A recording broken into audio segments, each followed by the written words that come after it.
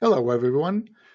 This is Bill Giannone welcoming you back to Commercial Invoicing Explained. This is part 8 of a 10-part series, Creating the T&M Invoice.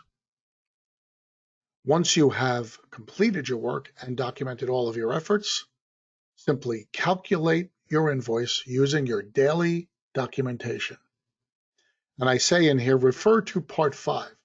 In our 10-part series, part 5 really addressed all of the different logs and documentation that we need. The documentation is really our roadmap for putting together the invoice.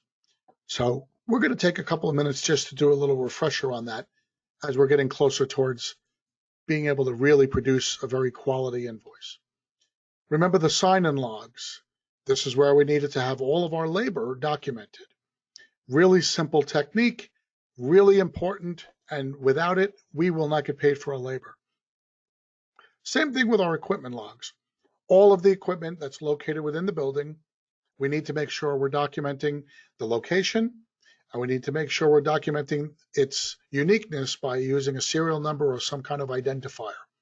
Okay, really important. And let's not forget, guys, in part 7, we were discussing all the different types of equipment other than our traditional drawing equipment that we can charge for. Things like shovels, rakes, hand tools, power tools, ladders. We can even charge for our vehicles as a piece of equipment. In most cases, on large losses, we need to have our vehicles present to act as a storage unit for all of our excess equipment and supplies. Rather than having to rent a storage unit or rent a big crate or a big trailer to have to come at the job site, our trucks provide that service for us. So we can charge for our vehicles as a piece of equipment. Let's just remember that there's tons of equipment, not just the ones that we generally charge for in Xactimate. We have consumables logs, same exact thing we need to remember. We have to make sure everything we use on the job gets documented, gets tracked, and we put the location that it's used as further proof and further support. It's real easy on certain jobs to lose track of what we're using and just say, well, I think we used about 30 boxes of garbage bags. Well, that's not going to be good enough. You're going to have to document where within the facility you use those 30 boxes, because the clearer you can make your story and your picture, the better it is your chances of making sure you get paid. Other forms of documentation that you're going to need is you're going to need all of your reimbursements. You're going to need receipts for all of them. You're going to need all of your subcontractor invoices. That needs to be taken care of as well. You're going to need your moisture readings as support for a lot of the decisions you're making on equipment and on some other items. And of course, you're going to need all your photos. I truly, truly believe that you should have hundreds of photos every day. So if you're on a 2-week project, your photos should be in the thousands. It should approach 10,000 photos possibly if you've got a 14 or 15-day project. That would not be out of the question.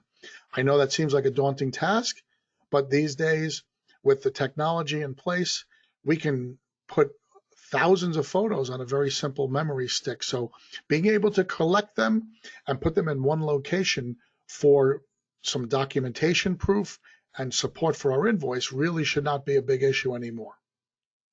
Okay, this is what the invoice will look like. We got permission from one of our Crest members, Reliable Restoration in Atlanta, Georgia, to put this up as an example of how they produce their time and materials invoices. This is a company that Dick Wagner and myself have been working with for years, and they have a pretty solid commercial division working within their company over the last 5 or 6 years. Each year they've had a good sizable portion of their mitigation revenue coming from their commercial division. I changed a little bit of the information on here. I didn't want you to know who the client was, so I put XYZ Hotel, and I put the address a little different. But I just want you to know that other than that, all the other numbers are exactly the same. These are actual figures that were included. The thing I wanted to show you, though, is how simple the invoice is. This is an invoice for $439,000 and change. That's a very, very large loss. Okay, this was many, many floors of a hotel that needed to be dried out and some demo. So this is a very large project. It's a very large invoice. And yet the invoice itself has 5 major lines: equipment, labor. In their case, they reversed labor and equipment. We've been putting labor first, but they reversed it. And they've got reimbursements as subcontractors reversed, but they've got the same 5 categories that we're teaching today. They've got $1 amount for each of those categories. Seems a little too simple to get paid, and obviously it is, because if you look under description, there's a little parentheses for each line that says attachments provided. Well, when this invoice was submitted, there were about 3,000 pages that accompanied the invoice, because all of the raw documentation, all of those sign-in sheets, equipment logs, consumables logs were submitted. The subcontractor bill was $116,000. All of those invoices that totaled that amount were submitted as well. The reimbursements of $15,000, all of the money that was spent, we had receipts for, and all those receipts were submitted as well. And obviously, thousands of photographs for a project this size. So there was an incredible amount of documentation supported and submitted, and this invoice did get paid in full within 90 days. Now that's a rarity. We're going to discuss that in other times, how to speed up the process, but just suffice it to say that this project got paid in a really quick time for a commercial project because the documentation was so really specific. I'm glad we could talk about producing that invoice and showing you how simple it is. In part 9, we're going to move away from the invoice and we're going to start talking about something that owners really are interested in. And the question always comes up, well, I know what my margins are in Xactimate. What will they be in time and materials? Well, in part 9 of our 10-part series, we're going to discuss those margins and we're going to discuss exactly what you should expect to be making. So on behalf of everybody at the Crest Network, I thank you very much for joining us. And this is Bill Giannone signing off.